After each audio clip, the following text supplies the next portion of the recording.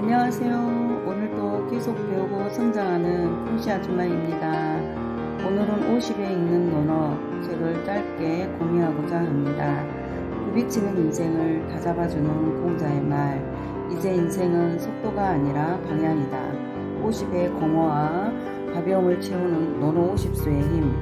최종혁 지은. 지은이 최종혁. 인문학 강사, 대한민국 명강사로 전국 강사 경연대회에서 금상을 수상했다.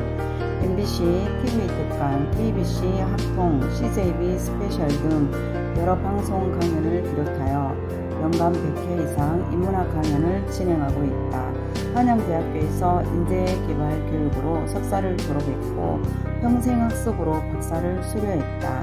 삼성전자에서 엔지니어 인사과장, 경영혁신차장, PA 부장으로 20여 년 근무했고 현재 카이로스 경영연구소 대표, 경희대학교 겸임교수, 면접 전문위원, 칼럼니스트로 활동하고 있다. 인생의 절반쯤에 있는 논어는 특별하다.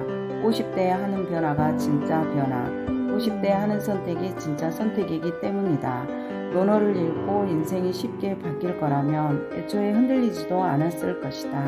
하지만 논어에서 실천 전략과 변화의 실마리를 끌어낸다면 논어는 전혀 다른 논어가 될 것이다. 어떤 파도에도 굳건히 배를 지키는 인생의 앵커가 될 수 있다. 50에 읽는 논어는 50에 흔들리는 인생을 다잡아주는 공자의 말과 공허한 마음을 채우는 논어의 지혜를 담았다. 말과 지혜에 머물지 않고 50이 자신을 이해하고 다스릴 수 있도록 구체적인 실천 방법을 제공한다. 50을 다시 생각해 50으로서 행복한 삶을 사는데 도움이 되길 바란다.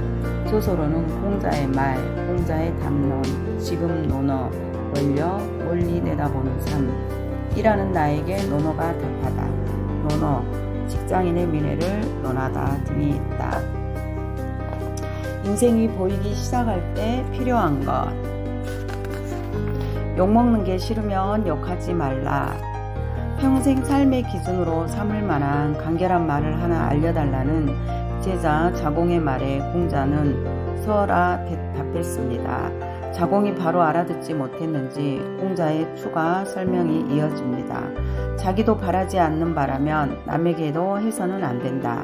내가 싫다면 타인도 싫을 것인즉 상대가 싫어하는 그것을 해서는 안 된다는 말입니다.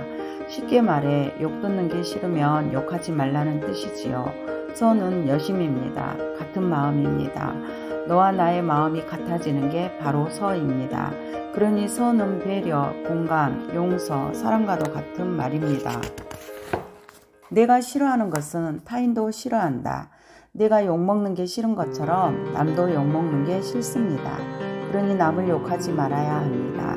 스스로는 욕먹을 짓을 하지 말아야 하고 남들에게는 혹여 욕할 일이 생긴다 해도 최대한 자제를 해야 합니다. 역으로 생각하면 바로 이해됩니다.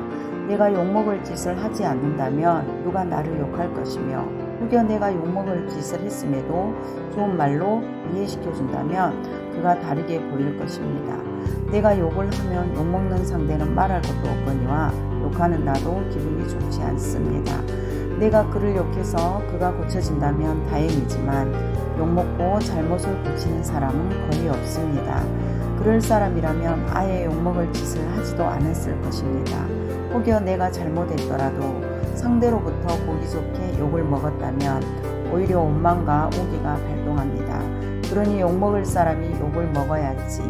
욕먹을 준비가 안 된 사람이 욕을 먹으면 오히려 욕 효과가 더 커집니다. 내가 욕 듣는 게 싫으면 남에게 욕하지 말아야 합니다.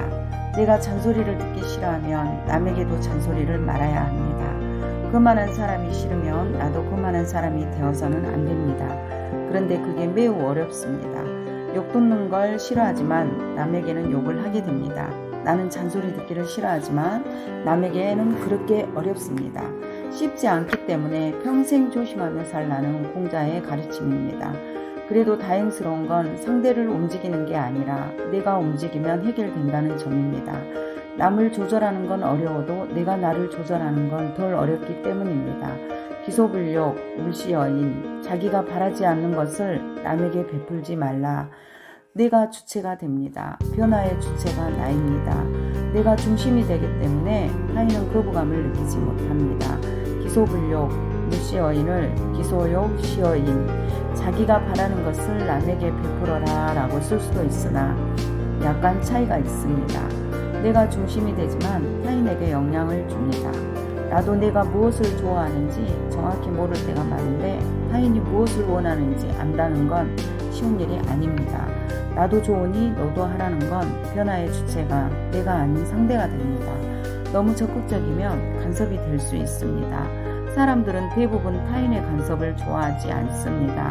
아무리 좋은 것도 반복하여 집요하게 강요하면 도리어 거부감이 커집니다. 그러니 내가 할 수 있는 부분만 잘하면 됩니다. 내가 거짓말하지 않고 악플 달지 않고 가짜 뉴스를 만들어내지 않으면 됩니다. 사랑이란 이름으로 내가 원하는 걸 타인에게 요구하는 경우가 많습니다. 가정교육도 종교도 그런 경우가 적지 않습니다. 배려하지 않는 사랑과 교육은 상대에게 상처를 주기 쉽습니다. 상대방의 이치에서 생각하라.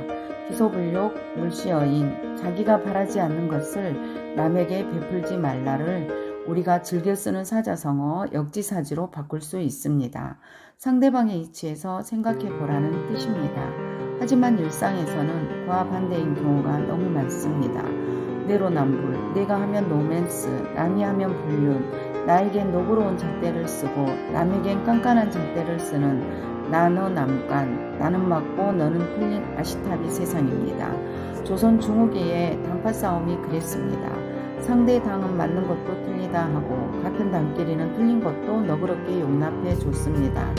노노는 노노대로, 현실은 현실대로였습니다. 정의는 사라지고 힘과 권력 있는 자들의 부정한 사회였습니다. 지금 역시 크게 다르지 않습니다.